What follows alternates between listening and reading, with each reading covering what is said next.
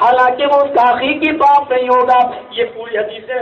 بخاری وغیرہ میں خروج دجال کے معاملے کو پڑھ سکتے ہو. تو میرے پیارے ساتھیو ذرا اندازہ لگائیے کہ اس دن کا منظر کیا ہوگا. خروج دجال سے پہلے نیک عمل کر لو. کیا جب دجال آ جائے گا تب نیکیاں کرو گے؟ اور قیامت کے دن کے آنے سے پہلے نیک عمل کر لو. جب قیامت آئے گی تب نیک عمل کرو گے. قیامت کا انتظار مت کرو. یہ 7 چیزیں ہوگی نا، سب خری طور پر ان کو گن لو.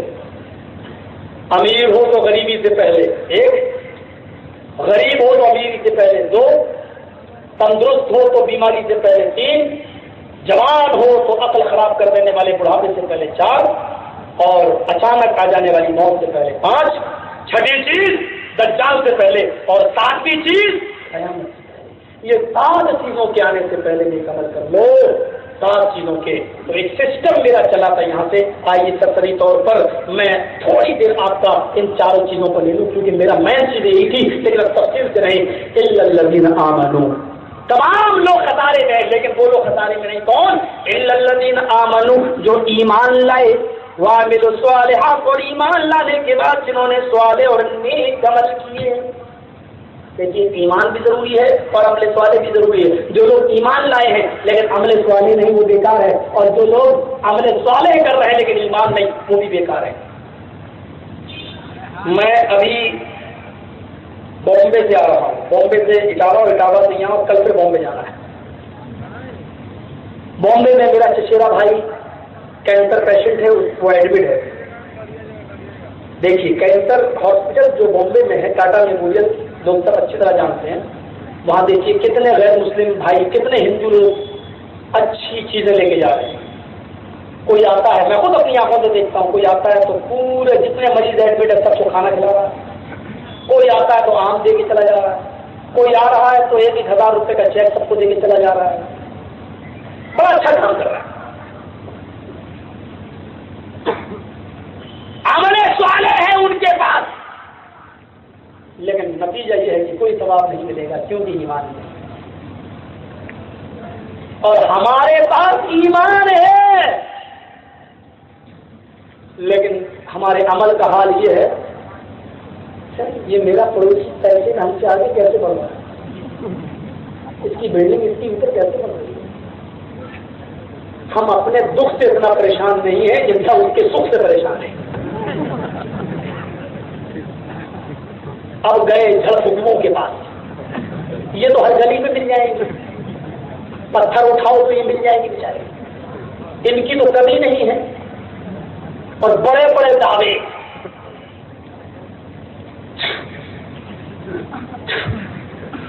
کیا ہے؟ انڈا ہے. کیا کرو؟ اس کو تو اپنی دکان کے سامنے گاڑ دینا، رات میں اس دکاندار کے کسٹمر ٹوٹ کے تیرے پاس آ جائیں. اچھا یہ تعبیر بہت بڑا تعبیر ہے. اس کو تو اس کی دکان کے سامنے گاڑ دینا، اس کسٹمر ٹوٹ کے تیرے پاس. بڑی صاحب 5 لڑکیاں ہو چکی ہیں، 6 لڑکا چاہیے کوئی. ارے یہ لے اور ران پہ باندھ لے. 100% لڑکا ہی ہوگا. اتنا بڑا دعویٰ تو اللہ کے نبی نے نہیں کیا. قرآن میں کہتا وہ اللہ جس کو چاہے بیٹی دے، جس کو چاہے بیٹا دے، جس کو چاہے بیٹی بیٹا، بیٹیاں ہی بیٹیاں دے، جس کو چاہے بیٹے ہی بیٹے دے، جس کو چاہے بیٹا بیٹی دونوں دے، اور جس کو چاہے کچھ بھی نہ دے باندھ کر دے. یہ بیچارہ دعویٰ کرتا ہے 100% لڑکا ہوگا، اور لوگ چاند کی کوئی تاریخ بھی بتاتے ہیں، اس تاریخ سے اس تاریخ تک اگر اپنی بیوی سے مجاہدت کرو گے تو لڑکا ہی ہوگا. تیرے باپ کا آرڈر ہے، کہاں سے لایا تم؟ میں نے بخاری پڑھی، مسلم پڑھی، ترمذی پڑھی، 10 سال ہم بھی مدرسے میں پڑھے ہیں، 8 سال عالمیت میں، 2 سال فضیلت میں. ہمیں تو آج تک ایسی کوئی حدیث نہیں ملی چاند کے فلاں تاریخ میں ملو تو لڑکا ہوگا. اور ایسا ہونے لگے نا، ایسا ہونے لگے تو پھر ہر آدمی لڑکا ہی تو چاہتا، لڑکی چاہتا کون ہے؟ اور ایسا ہونے لگے تو پھر لڑکے ہی پیدا ہو جاتے ہیں. تو درخت کے اندر لکھا ہوا ہے مصیبتی میں کہ تم کسی لڑکی پر نظر نہ ڈالو، اگر غلط نظر ڈالو گے تو مرنے کے بعد تمہیں بھی لڑکی کا جنم ہوگا۔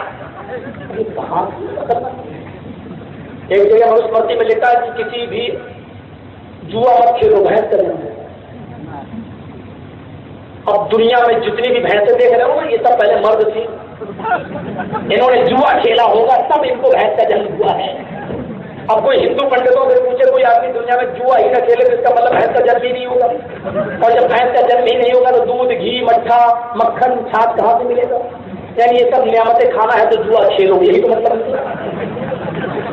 اب صاف لکھا ہے کہ تم کسی لڑکی پر نظر نہ ڈالو ورنہ تمہارے مرنے کے بعد تمہیں لڑکی بنایا جائے گا۔ کہ منوسمرتی کے بارے میں جائے ملے گا پورا پڑھ تو آپ دیکھ لیجیے۔ اب اس کا مطلب یہ کہ ہماری ماں بہنیں جو آئی جب سے پہلے مرد تھی، انہوں نے کسی لڑکی کو دیکھا ہوگا غلط نظر سے، اس لیے ان کو لڑکی کا جنم ہوا۔ اب ان سے پوچھو کوئی عقل کے پٹھوں سے، پنڈتوں سے، کہ اگر دنیا میں کوئی آدمی کسی کو غلط نظر سے نہ دیکھے، سب کو ماں بہن بیٹی کی نظر سے دیکھے، کسی کو معصومہ محبوبہ یا غلط نظر سے نہ دیکھے، تو اس کا مطلب یہ ہے کہ کسی کو لڑکی کا جنم ہی نہیں ہوگا۔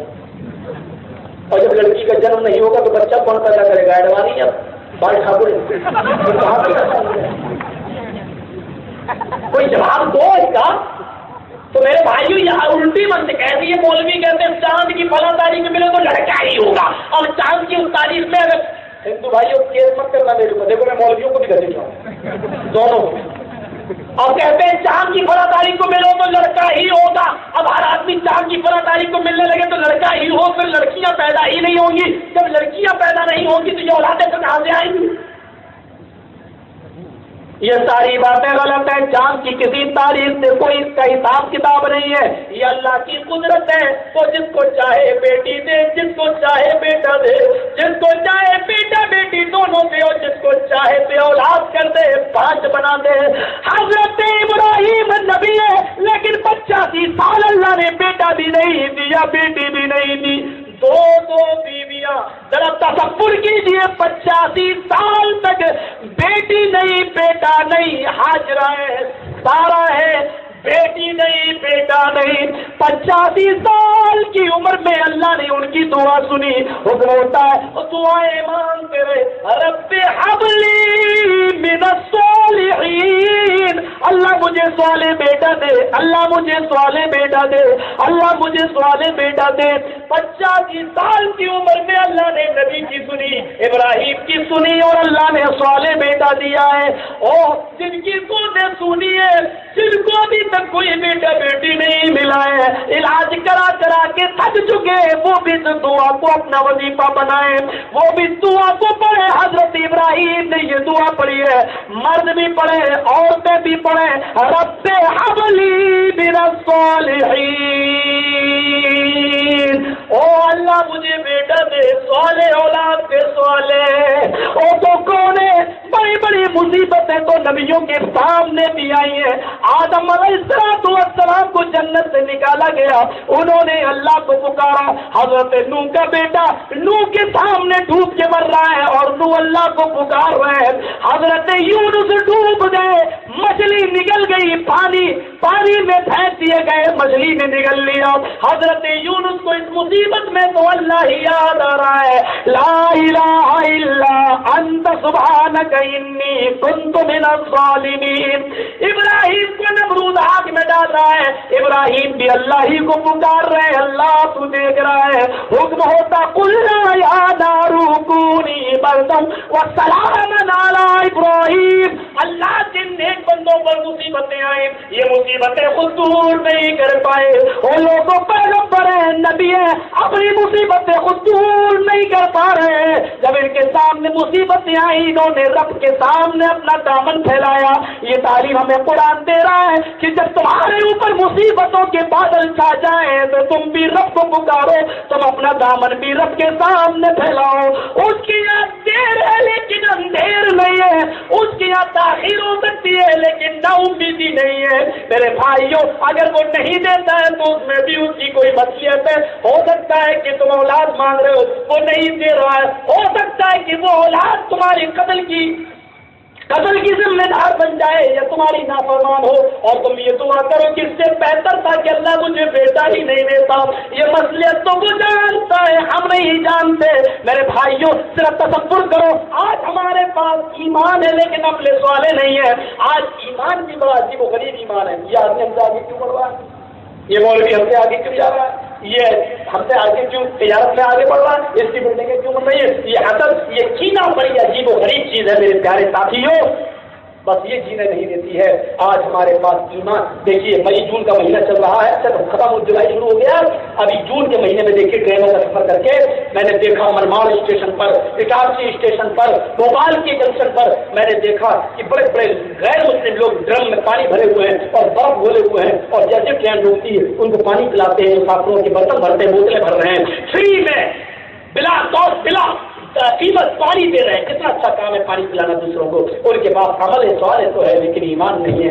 آج ہمارے پاس ایمان ہے لیکن عمل صالح نہیں ہے. آج ایمان ہے، عمل صالح، نماز اللہ ہے. اور جو لوگ پڑھ رہے ہیں وہ پڑھتے ایسے ہیں کہ وہ جیسے اللہ پر احسان کرنے گئے. اللہ اللہ اللہ ٹھیک ہے. کہاں نماز پڑھنے میں ایسا لگتا ہے اس اللہ پر بہت بڑا احسان کر دیا ہے. یہ نماز ہے، یہ نماز ہے. بڑے بڑے نمازیوں کو دیکھا ہے اللہ کی بڑے بڑے اسٹائل نہیں بتایا. الذین آمنوا وعملوا الصالحات، ایمان اور ایمان بھی کیسا؟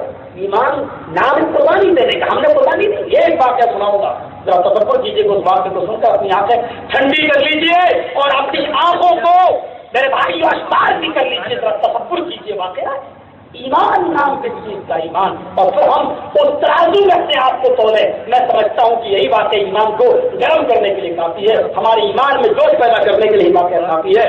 آپ نے سنا ہوگا عبداللہ ذوالبجاتین کا نام، بڑے مشہور صحابی گزرے ہیں لیکن کتنے دن کے. اور ان کا پرانا نام کیا ہے؟ عبدالعزا. عزا ایک بدھ تھا عرب کے اندر، اس کی پوجا کرتے تھے. ان کا پرانا نام عبدالعزا، عزا کا بندہ. یہ جنگل میں بھیڑیں چراتے ہیں، بکریاں چراتے ہیں. مکے میں صحابہ بھی بھیڑوں بکریوں کو چرا رہے ہیں. اللہ کے نبی ہجرت کر کے مدینے جا چکے. کسی صحابی کے قرآن کے گنگنانے کی آواز ان کے کان میں پڑ گئی. انہوں نے قرآن سنا تو ہکا بکا رہ گئے. وہ صحابی کے پاس آئے اور اس نے کہا اور سناؤ. وہ سناتا چلا گیا اور عبدالعزا کے دل میں گہرائی میں یہ قرآن اترتا چلا گیا. جیسے قرآن ان کی گہرائی، دل کی گہرائیوں میں اترا اور یہ 2-4 دن میں اسلام لے آئے. اب انتظار کرنے لگے میرے چچا کب اسلام لائیں، میرے چچا کب اسلام لائیں. لیکن 1 سال کا عرصہ گزر گیا، 2 سال کا عرصہ گزر گیا، چچا اسلام نہیں لایا، چچا مومن نہیں ہوا. عبدالعزا ایک دن کہنے لگا میرے چچا تم اسلام نہیں لا رہے ہو اور میں تمہیں بتا نہیں پا رہا ہوں کہ میں اسلام لا چکا ہوں. آئے چچا جان میں مسلمان ہو گیا ہوں، میں محمد رسول اللہ کے اوپر ایمان لا چکا ہوں، ان کے رب پر ایمان لا چکا ہوں. قرآن چند دن سنا، ان کے دل میں اتر گیا. ہم تو قرآن روز سنتے ہیں، 5 وقت 3 وقت تو سنتے ہی سنتے امام کے پیچھے فجر میں تو اثر مغرب میں اور عشاء میں، لیکن ہمارے حلق کے نیچے یہ قرآن نہیں اترتا ہے، نہ ہماری سمجھ میں آتا ہے اور اپنا ہم سمجھنے کی کوشش کرتے ہیں. جبکہ قرآن یہ کہہ رہا ہے کہ وَلَقَدْ يَسَّرْنَا الْقُرْآنَ، سائنس آسان نہیں ہے، جغرافیہ آسان نہیں ہے، بھگول آسان نہیں ہے. وَلَقَدْ يَسَّرْنَا الْقُرْآنَ، ہم نے قرآن کو آسان کیا ہے. اللہ کہہ رہا ہے کہ ہم نے قرآن کو آسان کیا ہے، لیکن آج قرآن ہی ہماری سمجھ میں نہیں آ رہا ہے، ہم سمجھنے کی کوشش نہیں کر رہے ہیں.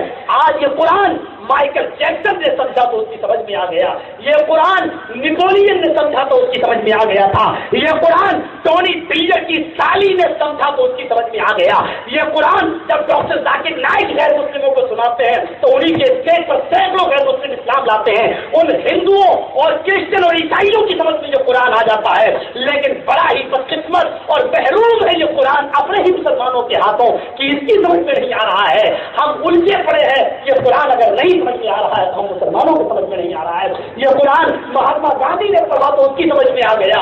महात्मा गांधी एक दिन जिस रहल पर गीता रख के पढ़ता था उसी रहल पर कुरान रख के पढ़ता था और उसने यहाँ तक जनता की चोट पे ऐलान किया सब अहिंसा के अंदर कि लोगों अगर कुरान के कानून को नाफिज कर दिया जाए भारत के अंदर तो हमें मंजूर है कि क्योंकि कुरान अमन और शांति का पैगाम देती है और भारत में खून खराबा अगर रोकना है, कत्ल और किताल अगर रोकना है तो कुरान के कानून को नाफिज कर दो।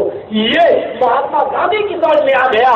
बड़ी बदकिस्मत है ये किताब कुरान जो सिर्फ हमारी समझ में नहीं आती है, मुसलमानों की समझ में नहीं आती है। और समझने वाले जो समझना चाहे तो हम जैसे मुल्ला मौलवी उनको समझने से महरूम कर देते, हम कह देते हैं कि तुम्हारे समझने की चीज नहीं। बड़ी बदकिस्मत है। डॉक्टर के पास जाओ तो वो नर्स देखता है तो जो उसने पढ़ा है साइंस और जो उसने पढ़ी है मेडिकल लाइफ वो उसी के मुताबिक तुम्हारे मर्ज की तशखीस करता है। कोई डॉक्टर से कहो दीवार बनाओ तो नहीं बनाएगा, कोई इंजीनियर दीवार बनाता है, पुल बनाता है, उससे कहो में कैप्सूल दो तो वो नहीं देगा। क्यों? क्योंकि उसने जो पढ़ा है उसी के मुताबिक वो अपना मर्ज समझता है। मेरे भाइयों, दीन का अगर कोई मर्ज, दीन का अगर कोई मसला है तो वो कुरान में मिलेगा, हदीस में मिलेगा। मेरे भाइयों, किसी मुल्ला कटमुल्ला के पास उसकी दाखिल है और कयास आराइयों में नहीं मिलेगा। यहीं से मामला बिगड़ते हैं और यहीं से तफक्कुरबाजी होती है। इत्तेहाद मिल्लत कॉन्फ्रेंस के हवाले से मैं इत्तेहाद का ये पैगाम देना चाहता हूँ कि दीन का कोई मामला समझता है तो कुरान और हदीस से समझो। दीन का कोई मामला अगर समझता है तो वो किताब और सुन्नत उसकी रहनुमाई करेगी, कोई दूसरा आदमी उसकी रहनुमाई नहीं करेगा। बड़ा अजीब मामला है कि हम हर मर्द को लेकर कहाँ जा रहे हैं। हम इंजीनियर से कह रहे हैं कि मुझे बुखार आ गया है, हम माइक को आंख में लगाकर देख रहे हैं, हम चश्मे को सामने रख के हेलो हेलो कर रहे हैं। आज उल्टी गंगा बह रही है हमारे यहाँ, उल्टी गंगा। जो मर्द जो है, इस्लाम कहाँ है? माफ करना, मौलवी भी इंसान होता, मौलवी जदीद भी इंसान है, कोई गलत बात कह सकता है। मैंने कब कहा कि मेरी बात मानो, जो बात कुरान हदीस की वो मानो। मौलवी जदीद की गलत बात कह सकता है, मेरी वो बात हर कितना मानी जाए कुरान हदीस के खिलाफ है। सुन लो, मैं बड़ी जिम्मा हूं, मैं इंसान हूं। जो बात कुरान हदीस की है वो मानिए, जो बात मेरी तरफ से कुरान हदीस के दायरे के बाहर है वो मेरी है, शैतान की तरफ से है उसको आप छोड़ दीजिए। मैं बर्जत्ता कह रहा हूं और यही हर आलिम की पहचान होनी चाहिए कि वो ये कह दे कि जो बात कुरान हदीस की है वही आप अमल करें, जो मेरी तरफ से लिखी है वो मेरी और शैतान की है, उससे हमें और आपको परहेज करना चाहिए। मेरे भाइयों, दीन का कोई मसला है तो कुरान हदीस उसको हल करेगी, शरीयत उसको हल करेगी। उसको अमेरिका हल करेगा, उसको जापान हल करेगा। मामला को हमने कहाँ पहुंचा दिया है। अब्दुल्ला अब्दुल बजाते हैं जिनका पुराना नाम अब्दुल उज़्ज़ा है, वो इस्लाम लाए। चचा ने कहा क्या इस्लाम ले आए? हाय हाय, चचा ने ये सुना फौरन गुस्सा हो गए। अरे अब्दुल्ला, अरे अब्दुल उज़्ज़ा, मेरे इस बातें को सुन लीजिएगा, उसके बाद में आपको जहां जाना हो जाइए। और मेरी बहनों, तुम किस और थोड़ी देर बैठ जाओ, एक वाक़या तुम्हारे को भी सुनाऊंगा। अब्दुल उज़्ज़ा पे कहा, अब्दुल उज़्ज़ा, चचा बोल रहा है, तुमने मेरी खिदमत की पूरी जिंदगी गुजार दी, ये तुम्हारे सर के ऊपर जो अमामा है ये किसने दिया? अब्दुल उज़्ज़ा ने कहा, चचा जान आपने। कहा, ये कुर्ता पहने हो ये किसने दिया? चचा जान आपने। ये लुंगी जो अपने जिस्म पर बांधे हो ये किसने दी? कहा, चचा आपने। पैरों में जो जूते पहने हो ये किसने दिए? कहा, चचा ये भी आपने। कहा, अब्दुल उज़्ज़ा, फिर तुम मुझसे पूछे बगैर मोहम्मद को मान लिए। बाप को बेटे से, बेटे को बाप से जुदा करने वाला वो मोहम्मद, जादूगर मोहम्मद को तुम मान बैठे हो। जोर से कहो सल्लल्लाहु अलैहि वसल्लम। अब्दुल उज़्ज़ा बोला, चचा वो जादूगर नहीं है, हमारी गलती है कि उसको जादूगर समझते रहे हैं। तुम कुरान सुनो, खबरदार जो तुमने कुरान सुनाया। आए अब्दुल उज़्ज़ा, तुम मोहम्मद को छोड़ते हो या नहीं? अब तो नहीं छोड़ सकते, तो निकल जाओ मेरे दरबार से। ٹھیک ہے چچا جان میں جا رہا ہوں، اور میں تو چاہتا یہ تھا کہ آپ نکالیں، میں محمد رسول اللہ کے پاس جاؤں، مزید دین کو سیکھوں مدینہ میں۔ ٹھیک ہے جاؤ۔ جیسے ہی دروازے تک پہنچے، اے عبدالعزیٰ، ایسے نہیں، جانا ہے تو میری ساری چیزیں اتار کے جاؤ، سر پہ جو امامہ باندھے ہو یہ میں نے دیا، اس کو اتارو۔ عبدالعزیٰ کو دیر نہیں لگی، اس نے امامہ سر سے اتارا اور چچا کے پاس پھینک دیا، یہ لیجیے۔ عبدالعزیٰ یہ جوتے بھی میں نے دیے ہیں، یہ بھی اتارو۔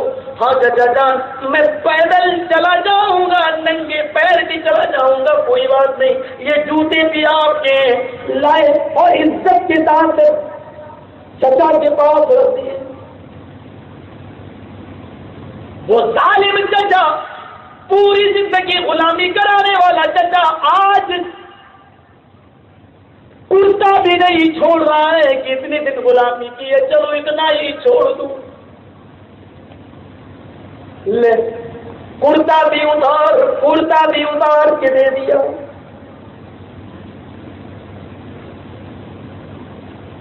چچا چل کہاں جا رہے ہو؟ یہ لنگی کہ تیرے باپ کی ہے، یہ بھی میں نے دی۔ چچا جان ہاں، لیکن اتنے دن ہم نے آپ کی غلامی کی ہے، تو اگر یہ لنگی مل جائے تو کیا حرج ہے؟ بالکل نہیں، لنگی بھی اتار، سوچ لے۔ کہ چچا سوچ چکا ہوں، لنگی اتار۔ چچا جان گھر تک جانے کی اجازت دے دیجیے، گھر سے اپنا کپڑا لے لیتا ہوں، آپ کی لنگی واپس کر دوں گا، اپنا کپڑا پہن لوں گا۔ وہ ظالم چچا مسکراتا ہے اور کہتا ہے کہ ہاں ٹھیک ہے، لیکن یہاں سے گھر تک جا رہے ہو، اتنی دیر تم محمد کو گالی دے دو، اتنی دیر محمد کے رب کو بھول جاؤ، کہہ دو کہ اس پر میرا ایمان نہیں۔ چچا جان یہ کیسی بات ہے؟ موت کا بھروسہ نہیں ہے، اگر اتنی دیر میں موت آ گئی تو میں کفر کی حالت میں مروں گا۔ چچا جان اتنا بڑا ظلم نہ کرو، میں آتا ہوں آپ کی لنگی دے دوں گا اگر زندگی سلامت رہی۔ کہا نہیں، یا تو ابھی اتارو یا پھر گالی دو میرے سامنے۔ عبدالعزیٰ نے اپنی لنگی کی طرف دیکھا، نظریں آسمان پہ ڈالی، سامنے چچا کی بکری بندھی ہوئی تھی، اس کی نظر بکری کے جسم پہ پڑی، اس نے سوچا یہ بھی تو اللہ کی مخلوق ہے، یہ بھی تو پڑھنا رہتے ہیں، اگر میں بھی تھوڑی دیر کے لیے پڑھنا ہو جاؤں تو کیا فرق پڑتا ہے؟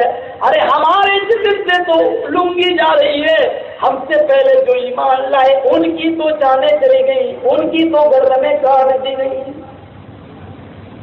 تھوڑی دیر عبدالعزیٰ نے سوچا کیا میں اس بکری کی طرح ہو جاؤں گا؟ پھر اس نے کہا چچا نے جلدی کر کیا سوچتا ہے؟ اس نے کہا سوچتا کیا ہوں، فوراً لنگی کھولی اور اب لنگی کو عزت کے ساتھ نہیں رکھا، لنگی کو لپیٹا اور اس کی تہ بنائی، اس طریقے سے لپیٹا اور لپیٹ کر چچا کے منہ پہ یوں مارا، پکڑ ساری چیزیں تیرے حوالے، اب میں تیری غلامی سے آزاد ہوں، اب میں تیری غلامی سے آزاد ہوں۔ چچا نے کہا اپنے شرمگاہ کی طرف سطر کی طرف دیکھ، اس نے کہا چچا جان الان انا مومن انا مومن انا مومن، اب تو میں مکمل مومن ہوں، اب تو میں مکمل مومن ہوں، اب تو میں مکمل مومن ہوں۔ جب سارے کپڑے جسم پہ تھے تو کہتا تھا کہ مومن، اور جب سارے کپڑے اتر گئے تو کہہ رہا کہ میں مکمل مومن۔ اس حال میں لفظ مومن کیسا لگ رہا ہے؟ ہر نوجوان ذرا سوچے، ہر مسلمان ذرا غور کرے کہ ایک مومن کا سچا ایمان کیا ہوتا ہے، کہ وہ دین کے لیے کس حد تک قربانی دے سکتا ہے، کس حد تک وہ دین کے لیے قربانی دے سکتا ہے، شریعت محمدی کے لیے قربانی دے سکتا ہے، کہ اس نے اپنے جسم سے لنگی کا اتار دیا اور کہا میں مومن ہوں، پکا مومن ہے۔ یہ تصور بھی نہیں کر سکتا کہ یہ ایسا دکھ رہا ہے۔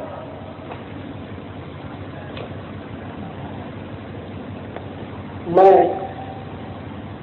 لندن والوں کی دعوت پر برطانیہ کے پروگرام میں برمنگم میں کانفرنس تھی، مجھے وہاں سے انویٹیشن کارڈ آیا تو میں گیا، ویزا لے گیا۔ تو برطانیہ ایمبیسی میں، یو کے ایمبیسی میں جب میں گیا دلی میں، تو میرا انٹرویو لیا انہوں نے، تو کہتے ہیں کہ آپ وہاں چلے جاؤ گے؟ میں نے کہا کیوں؟ جب دعوت نامہ آیا تو جاؤں گا۔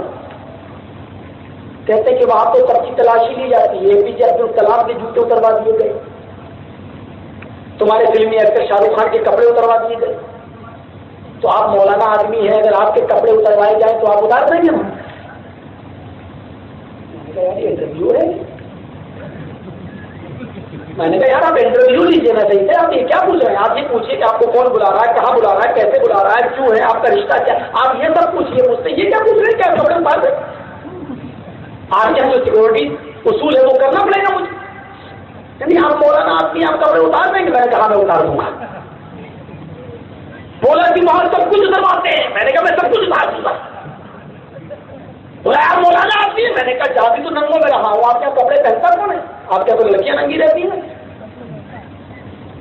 بولا بیٹا تمہیں مل گیا ویزا، لکھ کے اس نے ریفیوز کی مہر لگا نہیں دیا ویزا۔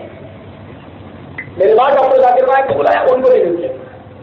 اب وہ بڑے آدمی تھے، انہوں نے تو خیر کیس کر دیا یو کے کے اوپر، کورٹ میں، یو کے کورٹ میں، اور وہ سب انٹرنیٹ سے کیس کر رہے ہیں، کیس لڑ رہے ہیں، اور اللہ کا شکر ہے جیتے بھی ہے کیس، لیکن جیتنے کے بعد بھی کیا ان سے کہہ دیا کہ ہمارا ملک آپ کو اجازت نہیں دیتا، آپ کیا کر لیں؟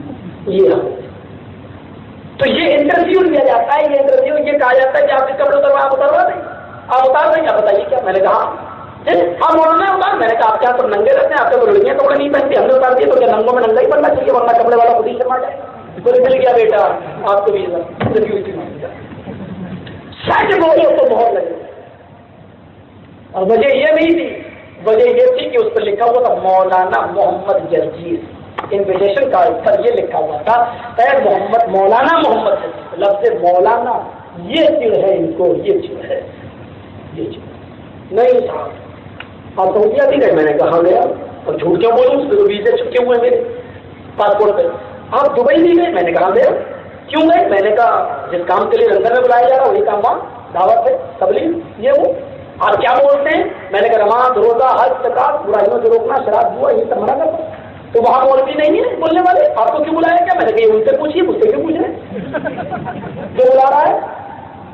یہ انٹرویو ہوتا ہے، انٹرویو اس ملک میں خاص۔ اب دیکھ لیجیے اس بیچارے کو پکڑ لیا، دیکھا نہیں ابو جندل پیپر پڑ گیا، داڑھی ہے لمبی، اور آپ کے راشی ایئرپورٹ اٹھا لیا جا رہی ہے، یہ سب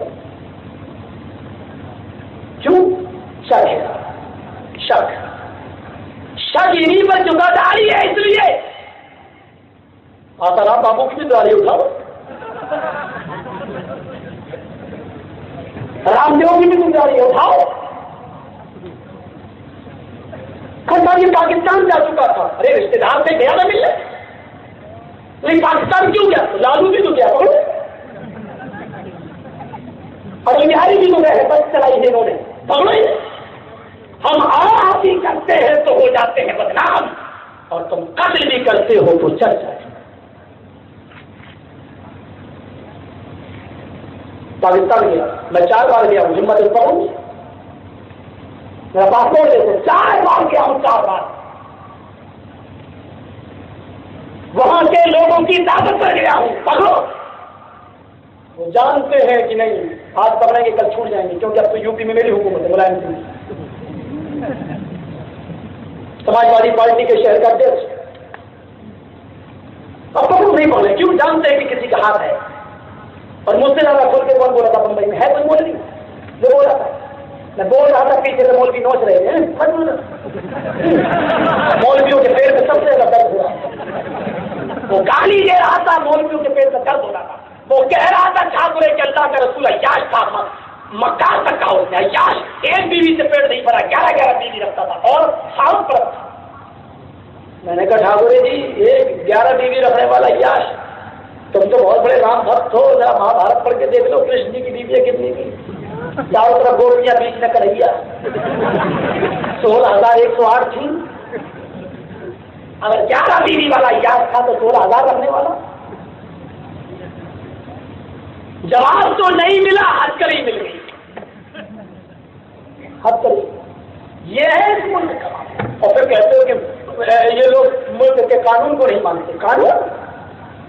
قانون کی بات کرتے ہو. ویر عبد الحمید جس نے پاکستان کے ٹینکوں کو توڑا تھا اور پاکستان کو شکست دی تھی، وہ ویر عبد الحمید تو دیوپور کا رہنے والا، مئو اور بنارس کے بیچ کا، آج تک ان کی بیوی کو پینشن نہیں ملتی ہے. پینشن آج تک اس کی بیوی اندھی آنکھوں سے اندھی نابینا، لیکن آج تک اس کا کوئی پرسان حال نہیں ہے. پرسان حال جبکہ اصول یہ کہتا ہے کہ نومنی میں بیوی یا بیٹا ہوتا ہے، بیٹے کو نوکری ملنی چاہیے لیکن نہیں ملی. کس قانون کی بات کرتے ہو؟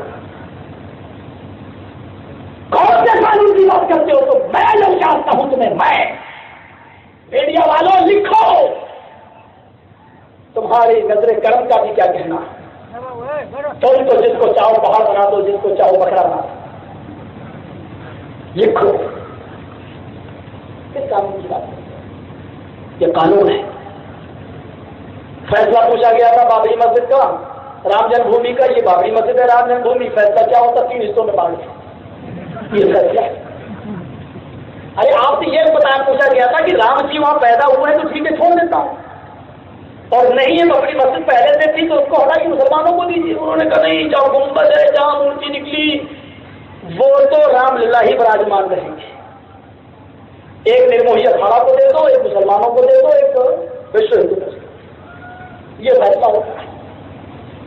اب دیکھ لو سپریم کورٹ کا فیصلہ کیا ہوا، اللہ بہتر ہے. تو ہم یہ نہیں کہہ رہے کہ قانون پر ہماری آستہ نہیں ہے، وشواس نہیں ہے، لیکن انصاف کرو. انصاف میں نہیں کہتا ہوں کہ ہمیں دو، میں یہ کہتا ہوں جو انصاف جو نیائے ہے وہ کو. اگر آپ کا قانون یہ کہتا ہے کہ نہیں وہاں واقعی رامچندر جی تھے مسلمان، ایسی جگہ پر نماز نہیں پڑھے گا، اس لیے کہ ایسی جگہ پر ہماری نماز ہوگی ہی نہیں. اس پر دنیا کے تمام مسلمانوں کا متفقہ فیصلہ ہے. تمام لوگ اس کو بات کو مانتے ہیں. حنفی بریلوی شیعہ سنی سب کا اتفاق ہے اس بات پر. تو میرے بھائیوں ہماری نماز وہاں نہیں ہوگی، ہم ظلم کر کے نہیں لینا چاہتے ہیں. اور اگر واقعی وہ ہماری ہے تو ہماری رعایت مت کرو، ہمارا منہ دے کر ایک حصہ مت دو. اگر ہماری ہے تو ہمیں دو، ہماری نہیں ہے تو پوری دو. ہم تمہیں پورا دینے کے لیے تیار ہیں، بشرط یہ کہ وہ ہماری نہ ہوتا. ہم نہیں کرتے ہیں تو ہو جاتی. کون سے انصاف کی بات کر رہے ہو تم؟ اب تو اپنی لنگی بھی اتار دیتا ہے، چل دیتا ہے سیدھے اپنے گھر کی طرف. لوگوں نے پوچھا عبدالعزیز یہ کیا حال ہے؟ عبدالعزیز کا جواب تھا، آئے عبدالعزیز یہ کیا ہوا؟ عبدالعزیز کہتا انا مومن الان، انا مومن. لوگوں یہ میرا قدر نہ دیکھو، میں مومن ہوں، اب میں مومن ہوں، اب میں مومن ہوں. اسی حال میں گھر گیا. جو لڑکیوں نے لڑکوں نے دیکھا تو کسی گئے پیچھے کر لی، گھما لی، اور جو اندر تھے وہ کہنے لگے عبدالعزیز یہ کیا؟ عبدالعزیز ایک ہی جواب دے رہا ہے، اب میں مومن ہوں، اب میں مومن ہوں. چلا جا رہا ہے. سونا نہیں، چاندی نہیں، زر نہیں، جواہرات نہیں، کوئی چیز نہیں، زمین نہیں، جائیداد نہیں ہے تو کیا ہے میرے پاس ابھی ایمان ہے. مکمل مومن ہوں، مکمل مومن ہوں. گھر آ گیا. دفتر تھی. کون؟ تیرا بیٹا عبدالعزیز. مارے بھاگتے ہوئے دروازہ کھولا. بڑے دنوں کی بعد میرا بیٹا آیا. چہرہ دیکھ لوں کی اولاد کو دیکھ کر ماں کا کلیجہ ٹھنڈا ہوتا ہے. چہرہ دروازہ کھولا، سامنے پڑھانا بیٹا کھڑا ہے، ننگا بیٹا کھڑا ہے. ماں نے شرم سے نگاہیں چکا دی. بیٹے کیا ہوا؟ کمال تیرے تیور کا ظلم ہے، دیکھ لے تیور نے کیا کیا. بیٹے کیا کیا؟ سب کچھ چھین دیا. تم نے کیا کیا؟ بہت کچھ نہیں، صرف محمد رسول اللہ کو خاتم النبیین مان لیا، اللہ پر ایمان لے آیا، قرآن کو آخری کتاب مان لیا. کہتا کچھ نہیں. اتنا بڑا جرم تو نہیں کیا. اپنے باپ کا دھرم چھوڑ دیا، اپنے باپ کا دین چھوڑ دیا. ماں وہ دین صحیح نہیں، صحیح دین تو یہ ہے میں تجھے بتاتا ہوں. نہیں مجھے نہیں سننا، تو بھی میرے گھر سے نکل جا. دوسرے بیٹے کے لیے پوری زمین جائیداد گھر مکان اس کے لیے تو بے دخل ہے. ماں نے یہ کہہ کر دروازہ بند کر دیا. چیخ کر بیٹا کہتا ہے ماں تو جس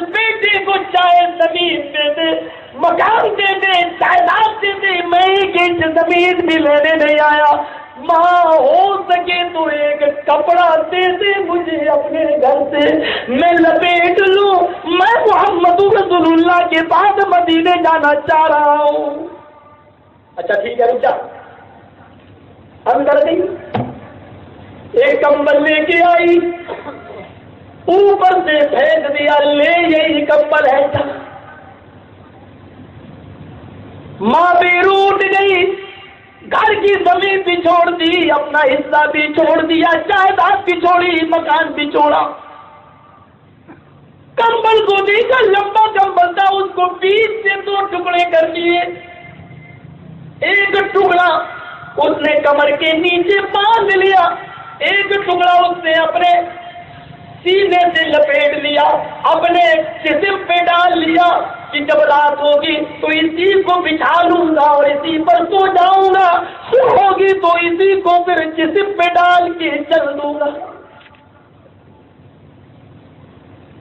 مسلسل پے در پے چلتے چلتے 8 سے 10 دن میں، جن لوگوں نے حج عمرہ کیا ہے ان کو پتا ہوگا مکے سے مدینہ کی دوری 8-10 دن مسلسل پے در پے سفر کرتے کرتے، کبھی 1 گھنٹہ سویا، کبھی 2 گھنٹے سویا، کبھی آدھا گھنٹہ سویا، کبھی چل دیتا ہے، کنواں جہاں ملتا ہے اسی پانی کو کھینچتا ہے کنویں سے اور ستو کھا کھا کر گزارا کرتے کرتے سیدھے مدینہ پہنچتا ہے۔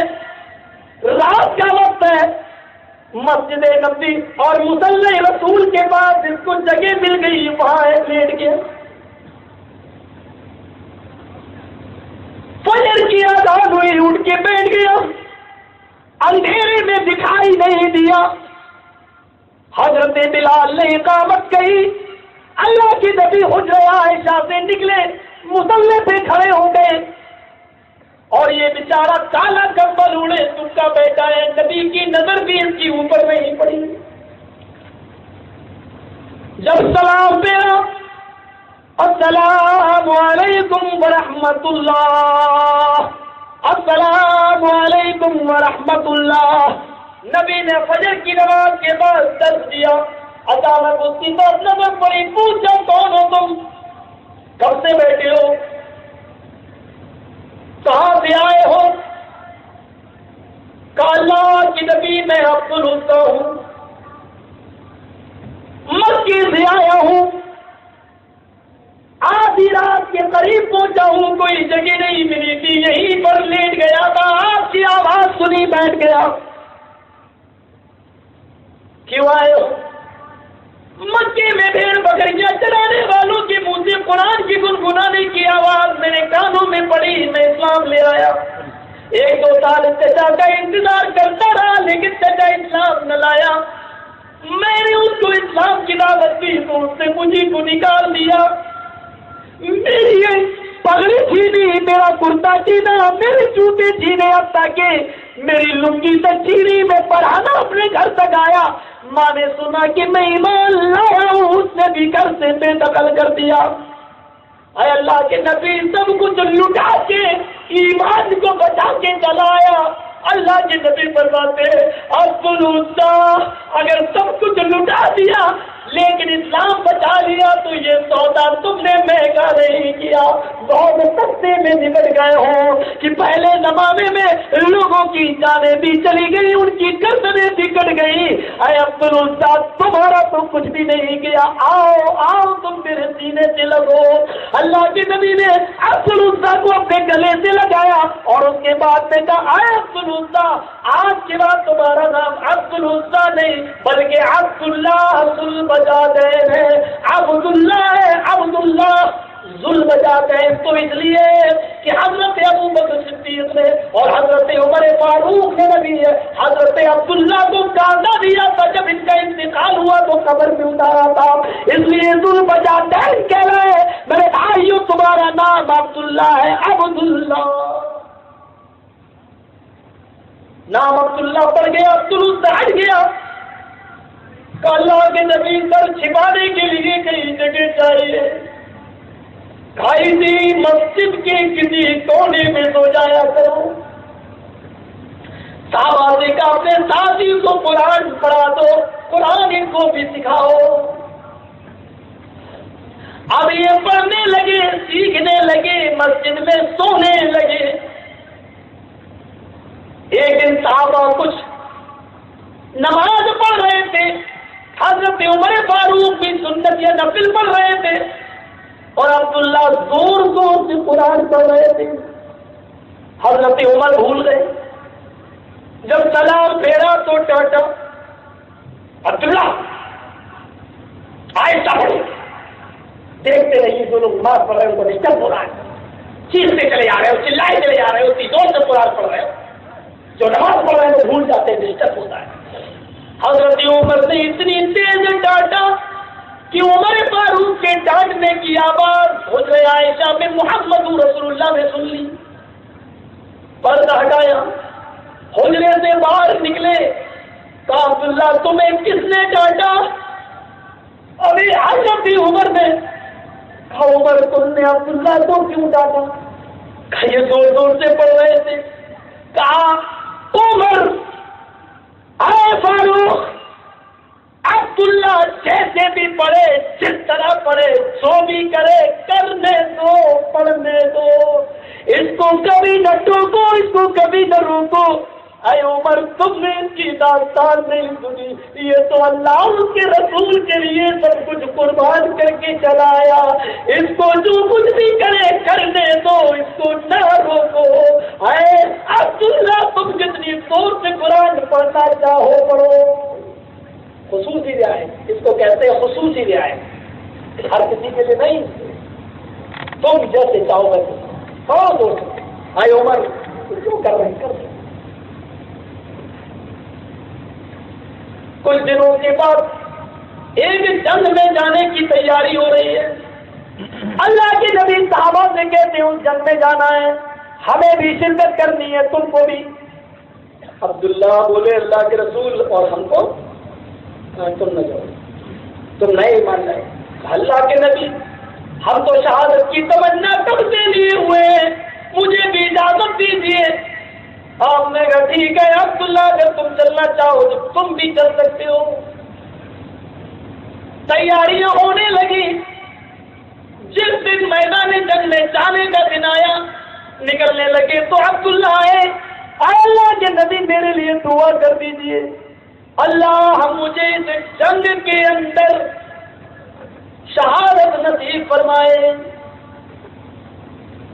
اللہ کے نبی نے کہا اپنا دائنا ہاتھ دیا، اپنے دائنے ہاتھ سے پکڑ لیا اللہ نے اور ایسے اٹھایا اوپر اور اٹھا کر کہا الہ العالمین، یہ دائنے ہاتھ سے ہاتھ پکڑ کر اٹھا دیا، الہ العالمین عبداللہ ذو البجادین میدان جنگ میں جہاد کے لیے جا رہا ہے، شہادت کی تمنا لیے ہوئے، لیکن میں نہیں چاہتا کہ عبداللہ ذو البجادین کو کوئی کافر مارے۔ ہائے اللہ، میں عبداللہ ذو البجادین کے خون کو کافروں پر حرام قرار دے رہا ہوں۔ اللہ کے رسول میں تو شہادت کی تمنا لیے ہوئے ہوں، اور آپ کہا عبداللہ اب تمہیں جس حال میں بھی موت آئے گی تم شہید کہلاؤ گے۔ چل دی، صحابہ کا ایک گروہ نکل چکا ہے، جس گروہ میں عبداللہ ذو البجادین ہے وہ چند لوگوں پر مشتمل ہے۔ اللہ کے نبی ہیں، حضرت عبداللہ ابن مسعود ہیں، حضرت بلال ہیں، حضرت ابوبکر صدیق ہیں، حضرت عمر فاروق ہیں۔ یہ چند لوگوں پر مشتمل یہ قافلہ چل رہا ہے، میدان جہاد کی طرف جا رہا ہے۔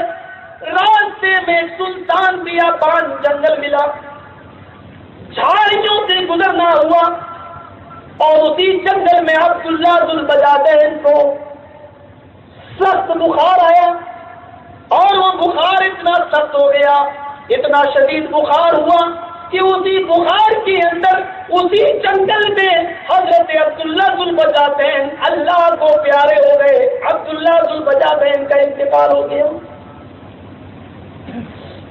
اللہ کے نبی نے فرمایا ان کو یہیں پر دفن کر دیتے ہیں کہیں زمین پر، قبر کھودو۔ قبر کھودنے کا کام جاری ہو گیا، قبر کھود کر تیار ہوئی، خبر دی گئی کہ قبر کھودی جا چکی ہے۔ اللہ کے نبی قبر کے نیچے اترے ہوئے، حضرت بلال لالٹین جلائے ہوئے، روشنی کیے ہوئے۔ ابو بکر صدیق اور حضرت عمر فاروق نے عبداللہ کی لاش مبارک کو اٹھا دیا ہے، اور ان دونوں نے اللہ کے نبی کو جس میں اثر ہوتا ایسے کر کے کیا۔ اللہ کے نبی کے ہاتھوں میں عبداللہ ذوالبجاتین کا جب جسم آیا تو آپ نے ابو بکر عمر فاروق سے فرمایا ادبن الاخیکما، ادبن الاخیکما، آئے ابو بکر عمر ابھی نہ چھوڑنا، ادب سے احترام سے مجھے لے لینے دو، ادب سے اپنے بھائی کو میرے ہاتھ میں دو، بڑے احترام سے میرے ہاتھ میں دو۔ اس کے بعد میں آپ نے عبداللہ ذوالبجاتین کی لاش مبارک کو قبر کے اندر رکھ دیا۔ قبر سے باہر نکلے، سارے صحابہ نے مٹی دی، قبر بن کر تیار ہو چکی ہے۔ اللہ کے نبی کی نظریں آسمان کی طرف گئیں اور زور زور سے یہ دعا کرنے لگی، الہ العالمین، تو اچھی طریقے سے جانتا ہے عبداللہ جب میری مسجد میں آیا تو میں نے اس کو اپنے سینے سے لگایا تھا، میں اس سے خوش تھا۔ جب اس نے رہنے کے لیے سر چھپانے کے لیے جگہ مانگی تو میں نے مسجد کی کوئی کونا اس کو عطا فرما دیا، جب تک یہ مسجد میں رہا میں اس سے خوش تھا۔ جب یہ قرآن سیکھتا تھا تو میں اس سے خوش تھا۔ الہ العالمین جب میدان جنگ کے لیے ہم لوگ نکلے تو میں اس سے خوش تھا۔ جب جنگل میں پہنچے تب بھی میں عبداللہ سے راضی تھا، جب اس کو بخار آیا تب بھی میں اس سے خوش تھا،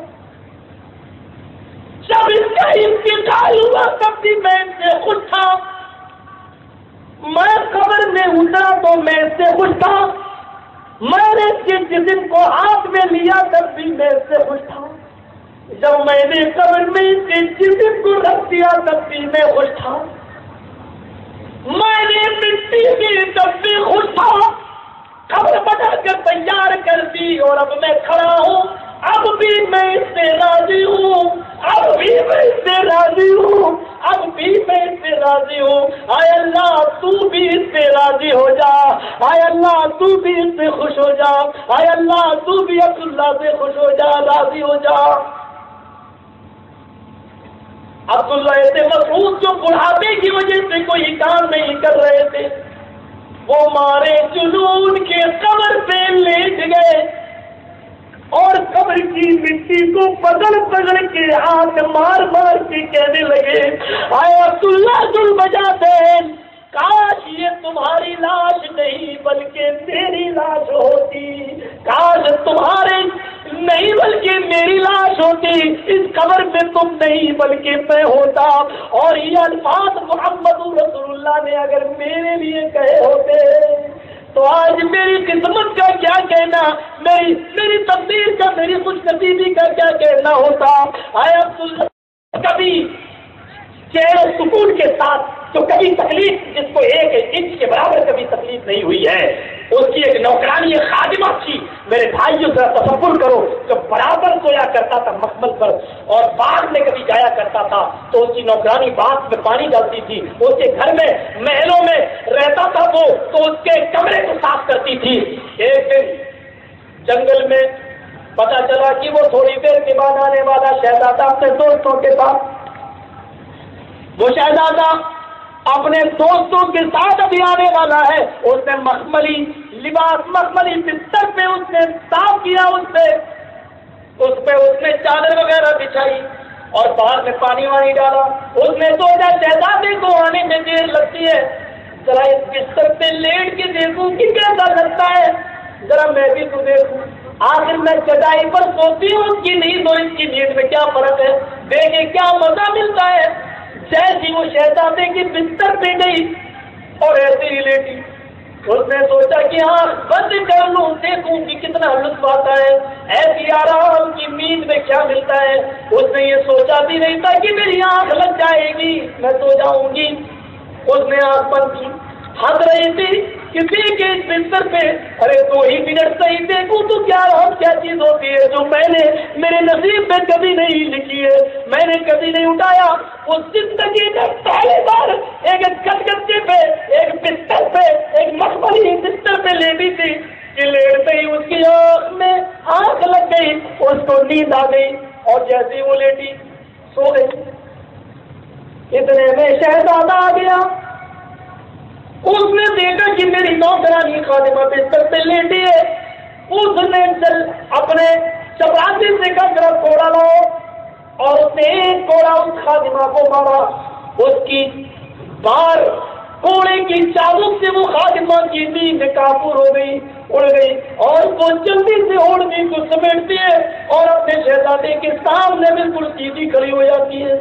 اس نے کہا تیری ہمت, میں کبھی نہیں لیٹی تھی, آج پہلی بار لیٹی ہوں, دیکھنا چاہتی تھی کہ بستر میں کیسی نیند آتی ہے.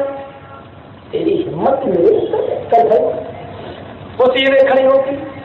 اس کے ہاتھ کیا یہ نیچے کر, اس نے ہاتھ سے نیچے کیے. شہزادہ اس کے اوپر کوڑے مارنے لگا.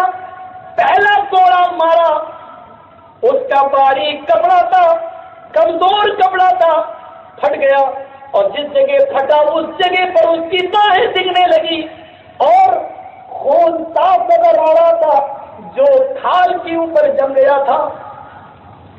اس نے دوسرا کوڑا مارا, اس کا جسم لال ہوتا گیا. ہاتھ نیچے کیے ہوئے تھے کہ میرے آقا کا, میرے شہزادے کا آرڈر ہے, آقا کا آرڈر ہے. لیکن اب اس میں ہمت آئی. تکلیف تو اس کو بہت ہو رہی تھی, لیکن ہر کوڑے پر وہ مسکراتی گئی.